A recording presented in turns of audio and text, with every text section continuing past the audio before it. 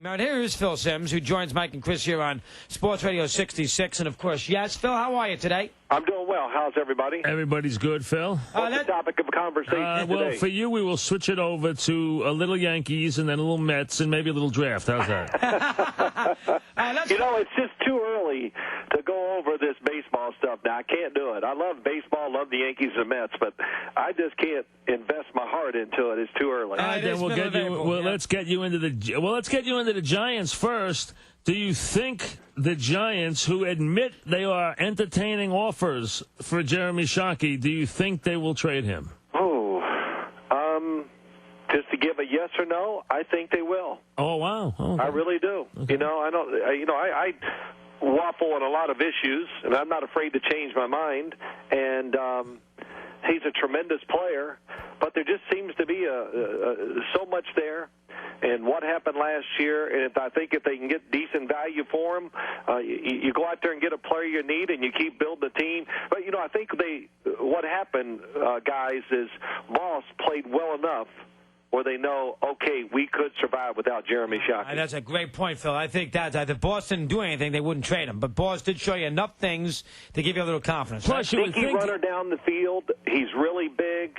He looks the part. Hey, he caught the seam just like he used to throw to Bavaro. That was a huge play in the Super Bowl, that old deep seam. You know what? Yeah.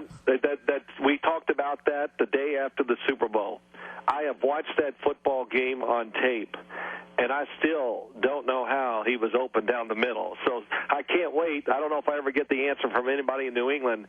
Either it was a colossal mistake or it was just a tremendously bad thinking by the defense and how they were going to try to cover him. Well, and obviously, when you think about that and think about, where that led him and everything, it makes teams talk about these trades that come at the top of the draft. The Giants made a daring trade, which everyone killed them for years on, and all of a sudden they wind up winning a Super Bowl. So teams, maybe it makes them a little more aggressive now, and that's the talk right now.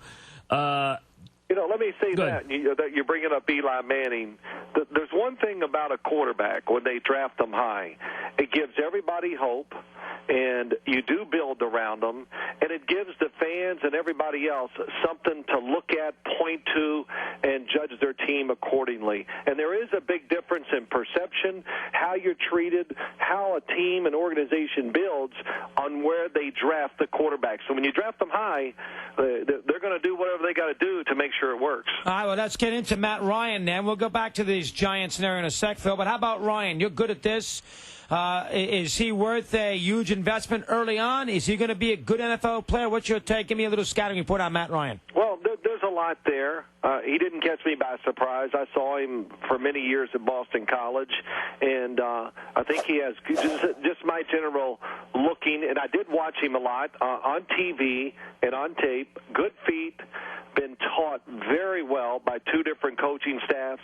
That shows when you watch him play, able to kind of play like an NFL quarterback, look right, throw it left, find the second, third receiver real easy, moves around, I think, plenty good enough where he's not going to be a liability in the NFL.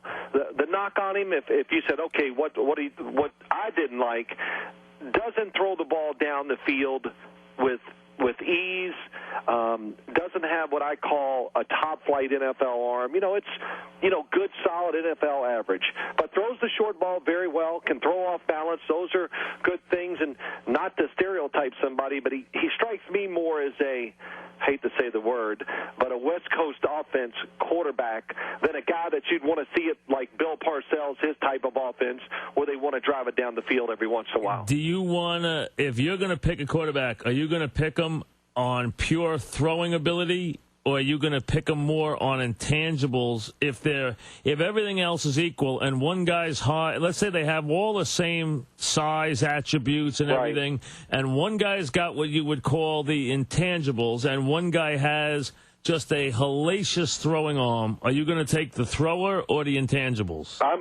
Mike, I would take the intangibles, and that probably surprised you, didn't it?